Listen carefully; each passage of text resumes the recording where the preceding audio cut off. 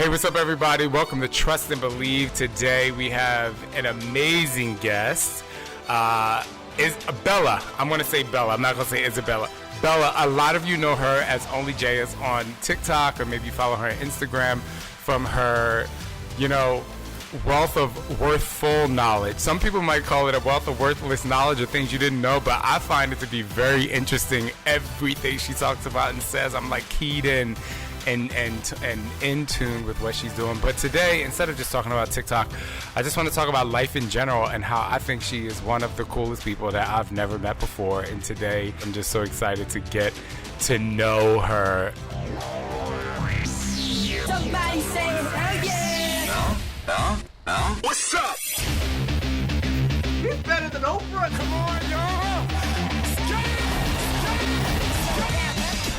This is Shaun T, and it's time to trust and believe.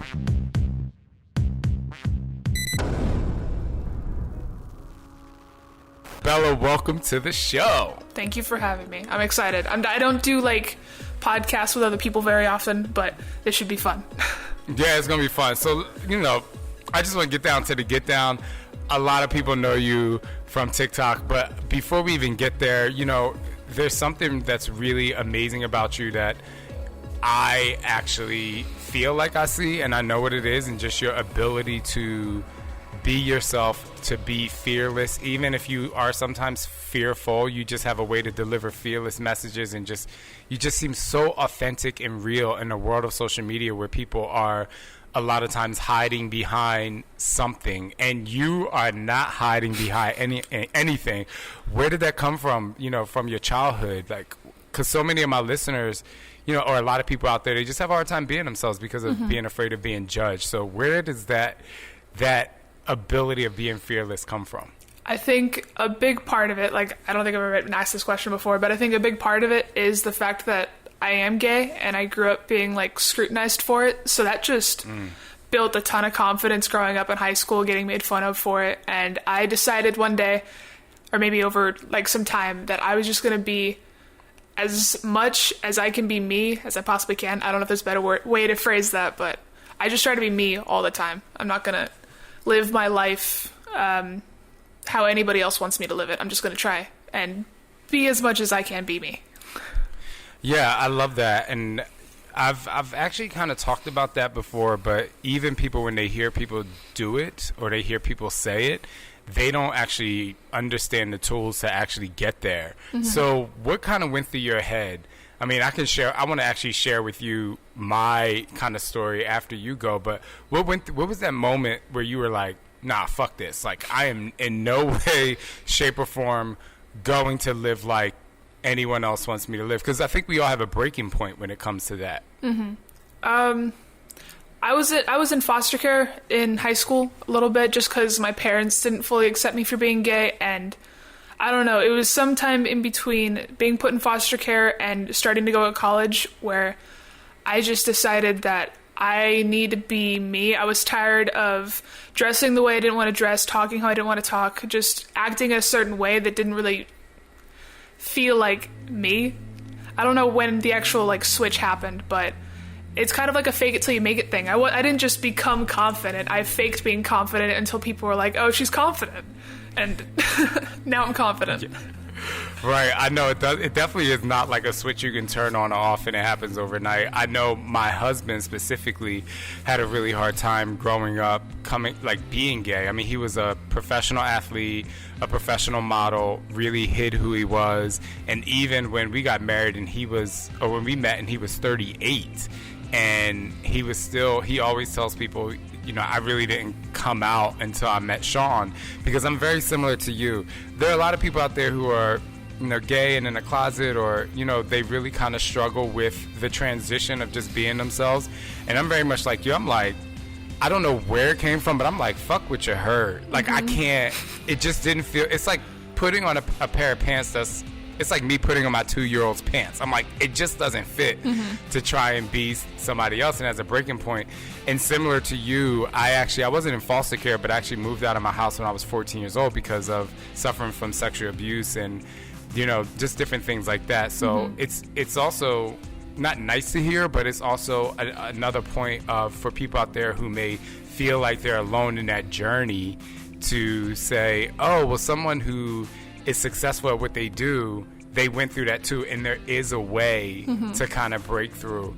There was something else that I think you shared once, where you worked at Blockbuster or something before. Best Buy. And then I worked at Best Buy. Okay. I knew it was a B. Yeah. A BB. So tell me just like about that story, because I think that a lot of people, especially amid the pandemic, have gotten fired or had to change jobs. I started working at Best Buy after I moved out, went to college. I needed a way to pay rent, and I like computers. I was going to school for computer science, and I was like, all right, I'll just work at Best Buy. It seems like the right fit, I guess. I worked there for almost 2 years. It was like maybe a year and 8 months. And I was making TikToks just after work, after school, in my uniform, not really like it was TikTok.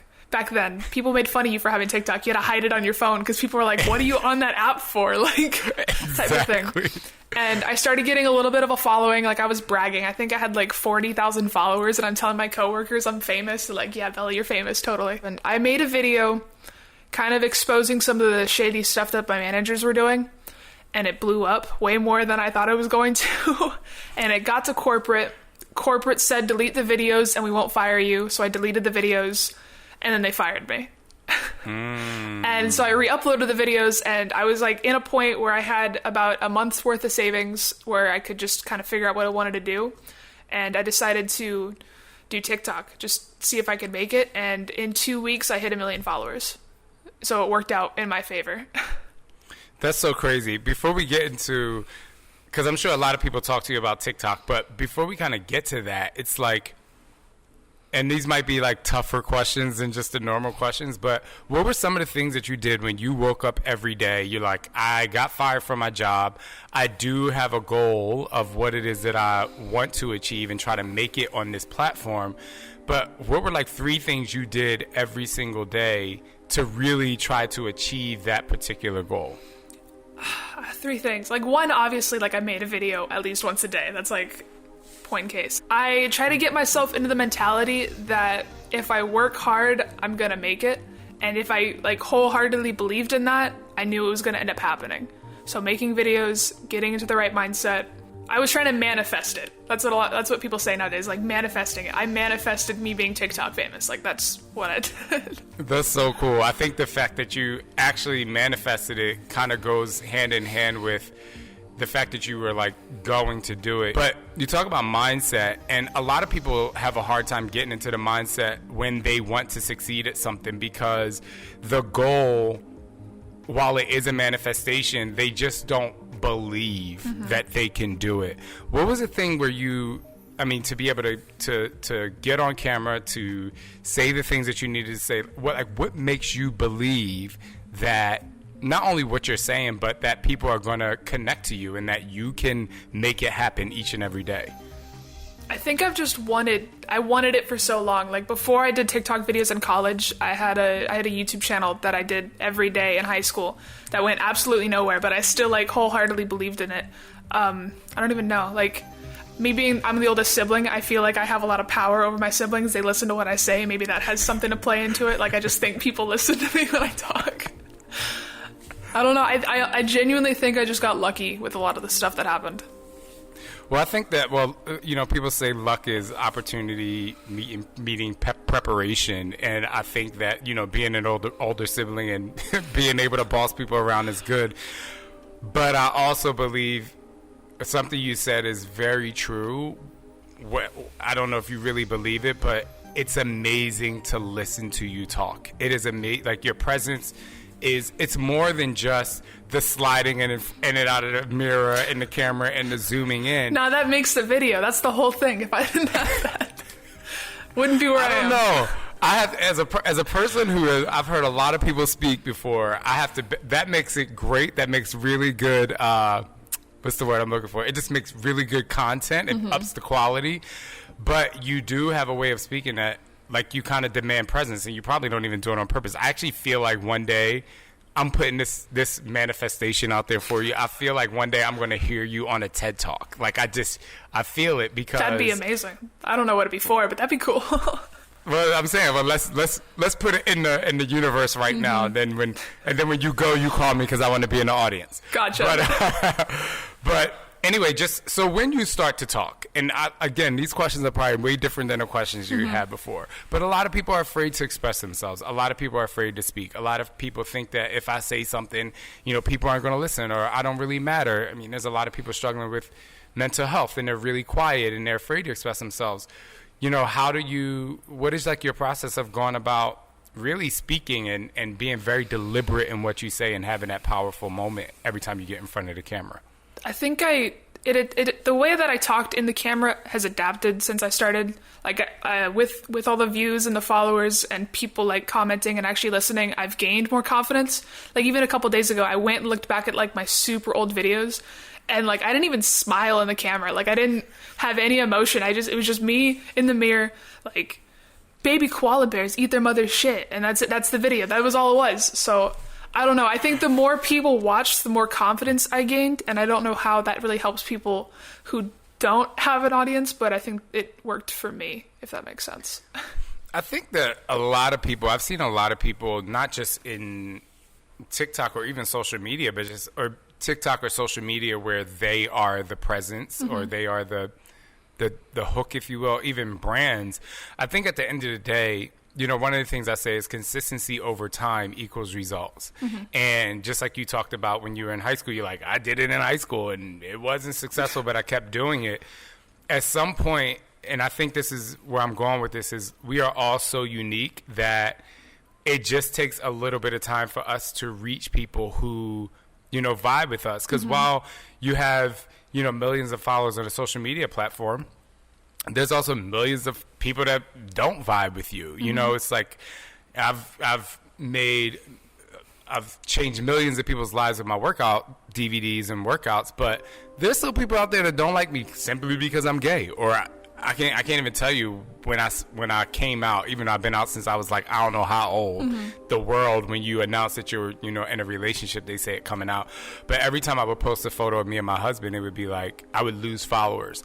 And I used to like really harp on that. I used to be like, I can't believe they're just like, not wanting to follow me, quotes, because I'm gay. But then I realized that my uniqueness wasn't for everybody. And so how do you handle that? Like, because, there are some haters out there, trust and believe. Oh, 100%. How do you handle I it? deal with that every day. I've always had the mentality, like, there's an audience out there for everybody. Like, if you want to make videos about literally anything, there's going to be someone out there to watch. And with that, there's going to be people that just don't like what you put out. Like, you can't please everybody. I'm still coming to terms with that right now.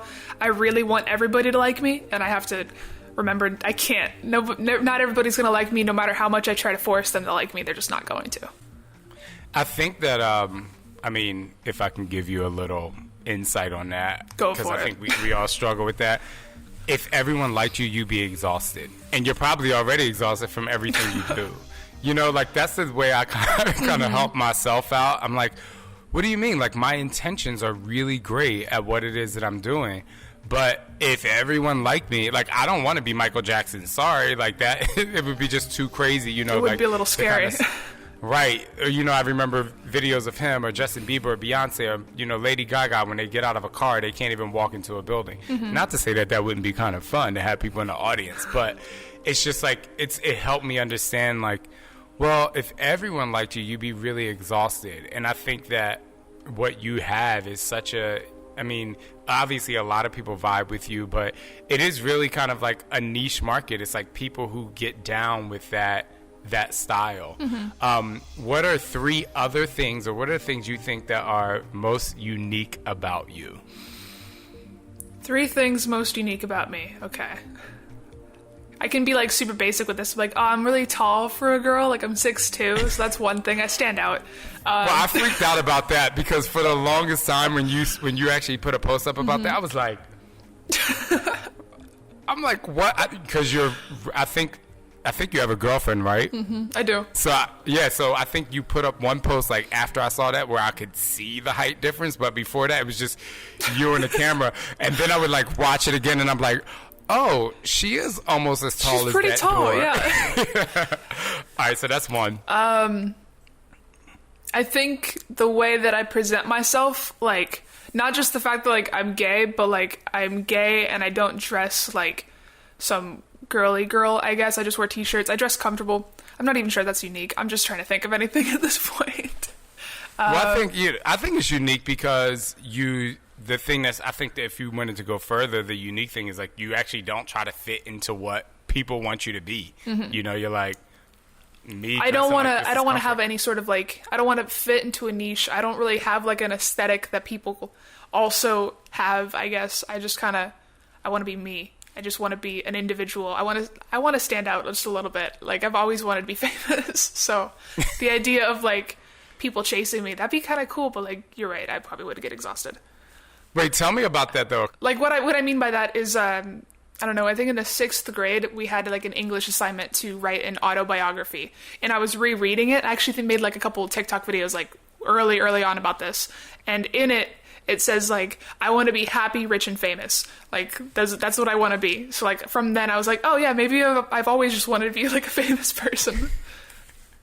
I love that. When in my high school yearbook, it was, you kind of have your picture and you have all the like write up or whatever, and at the very last thing it said goals, and it was like, it said to be famous, and I look at it now and I'm like so embarrassed, but I'm like, what the fuck, like that's so shallow. I feel that I was voted most likely to be famous in high school. So I was voted most popular. See, we are definitely, but here's the thing that's like really weird about that, because people can kind of look down upon that. I wasn't like the popular kid that teased people. I was a popular kid that took up for people. Like I was voted most school spirited and all this stuff.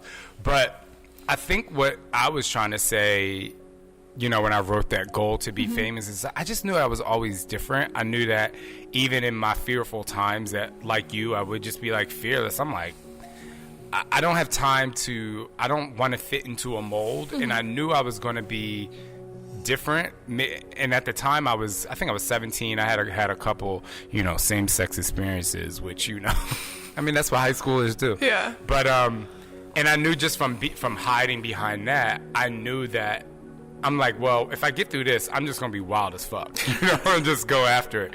So I don't know, I just think that's just like really cool. So I know this is another tough question, so what do you think you're famous for though? That's fun. A lot of people would say Google. I'm just famous because of Google. I think it's a little bit more than that, though. Like, because there's a lot of people out there that just talk about facts and they do fact videos. But I feel like I've gotten to the point where I can pretty much post whatever, even if it's not a fact video, and people are still going to watch it and still going to do well. What do you think I'm famous for? I think your presence is famous, to be quite honest with you. Obviously, I said, like, I would listen to you talk, but I think your presence is famous. Like, you have a demanding presence, and I feel like you should test out. This is a video I think you should test out. If it flops, you could totally get mad at me and delete it. Okay. I think you should slide in front of the camera and not say anything. And just see how it goes? And just see how it goes. And then slide again. And then maybe the copy is like, what do you think I'm trying to say? Because I think your presence is just like really that powerful. If it flops, like you could totally blame me. But honestly, I might try that out just because I'm interested in seeing what it does. TikTok is so weird. It might blow up. It might not. All right, when we come back, we're going to talk a little bit more about TikTok. I wanted you guys to know Bella from who she is as a human beyond the app. But when we come back, we're diving into ticking and talking because I need some tips. All right, we're back with Bella, a.k.a. Only JS on social media, specifically TikTok. All right, I know you get a lot of questions about TikTok. That's why I wanted to wait till later in this interview, because while TikTok is great and it's what made you famous, I just really wanted people to kind of get to know who the amazing person is that slides in and out of the camera and in front of the mirror. But if you, and I'm sure you've answered this question before, but what are 3 tips you can give people when they're doing anything social media?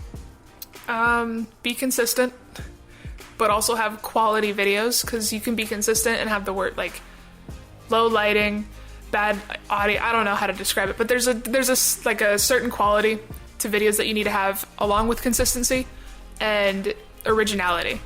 You're not going to get super famous. You're not going to get really big on any social media platform if you're just copying what all the big people are doing. You got to make it your own. Do you know on average how long your videos are? I know they're more than 15 seconds. That's why I have a big problem with Reels. But they're around the 30 to 40 seconds usually. Sometimes they go to the full minute, but I try to keep them a little bit shorter than that. I think that when it comes to social media, a lot of people see the final product, but they don't know what goes into the product. So for that 30 to 45 seconds, number one, how much do you research what it is? And I know Google's your best friend, but then how many takes does it have? And then how long do you sit there and you say, is this quality? Because this 30 to 40 seconds is actually how much work. Okay, so with research, one, it kind of depends on the topic, but I would usually research for any sort of video maybe about an hour, 2 hours, just for the 3 to 4 facts, usually 3 facts. It takes a while, just like 1 to come up with an idea, 2 to find research, then to fact check it, and then put it into my own words into a script. And then when it comes to takes, it kind of just depends how much energy I have that day. If I'm able to memorize the whole script in 1 take, or if I constantly have to keep repeating and rereading it and then saying it in the camera. It takes a while. It takes me that's why I only post once a day. I can't do more than 1 video a day or else I get stressed out. Well, I think that's the other thing that's really important, because people see, if you really take care of your social media and you really care about your audience and you're really kind of focused on what it is that they want and you want to deliver good content, I think it's good for people to hear that it takes you about 2 hours to really search it. So you're not just throwing something out there just because, you're really trying to push. What advice would you give to people who are growing their business and they're trying to use social media? One, I would say get on TikTok if you already haven't. I've seen so many people be like, nah, not TikTok. I'm like, you're missing a huge opportunity already by just crossing that out. I don't want to say relate to the kids, but you got to know what the youth is into. You got to keep up with the memes and the jokes, but don't ruin it. Don't ruin the jokes and the memes. I think you're right, especially when it comes, well, you're right in both, but when it comes to the kids. So for me, I actually do, I follow some people who have done this, but I don't like when people are like, I'm over 30 and whatever, and I'm 40 plus. I'm like, I'm 42 years old and I can rock with the 15-year-olds, trust and believe. I don't think, if you're trying to grow your business, that is, I don't think you should put yourself in a box. As two gay people, we definitely don't like being trapped inside of a box. And I think when you're trying to grow your business, again, people are going to flock to you because of what you provide and the content you deliver.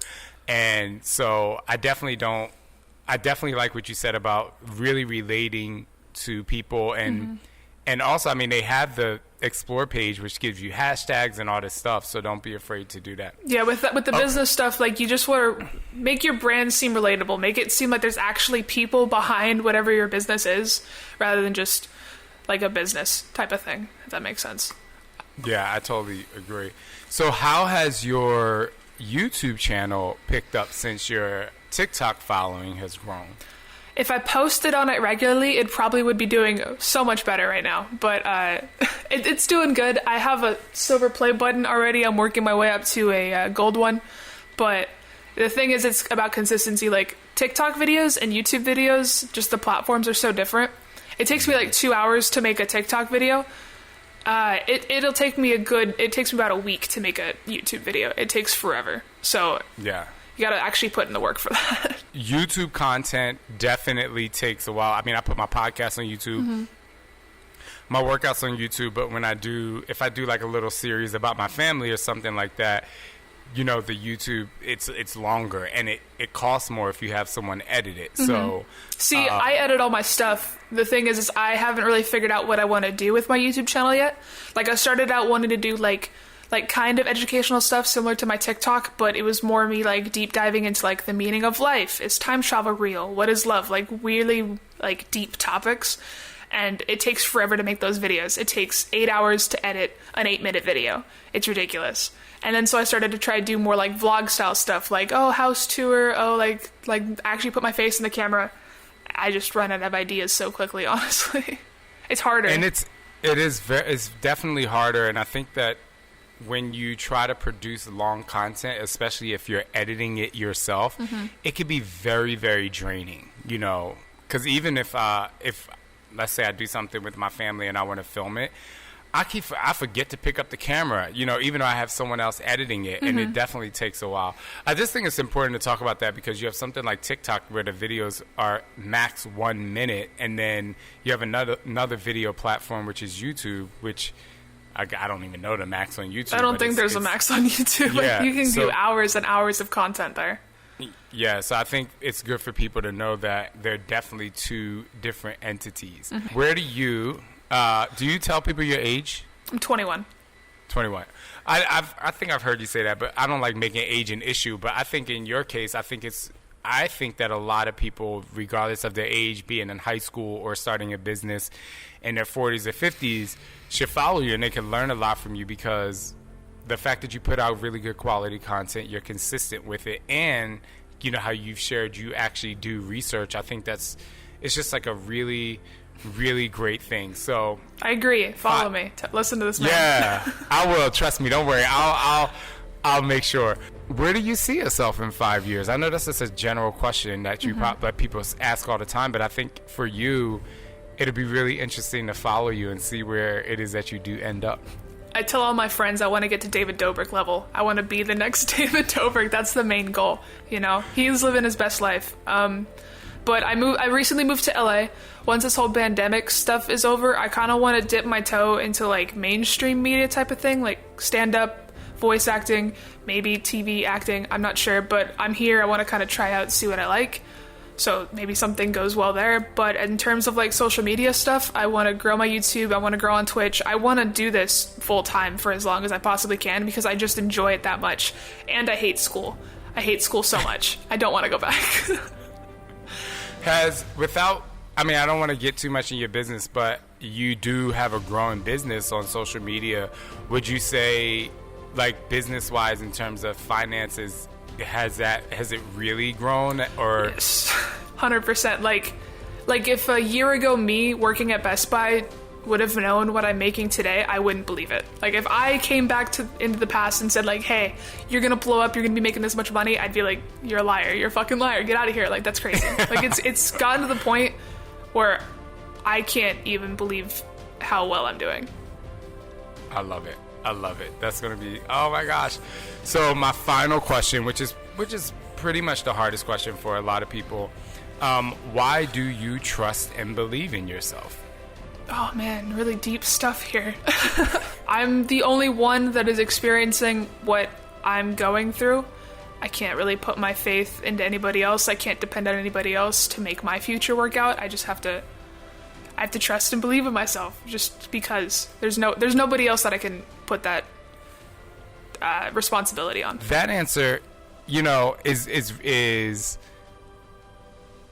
I'm trying to say, you said it was a deep question, but it was also, the response was really deep because people like need accountability, or even people look at me for motivation. And I try to tell people, like, I'm there as support, like I'm ancillary, but at the end of the day, the more you can trust in you, the more you can, I talk a lot about the soundtrack of your mind. The more you can tell yourself, you know, I can do this, the more you can believe, and you kind of just sum that up. So that's really amazing. I see it seems like you're really in love with your girlfriend. I love some of the posts you put up with her.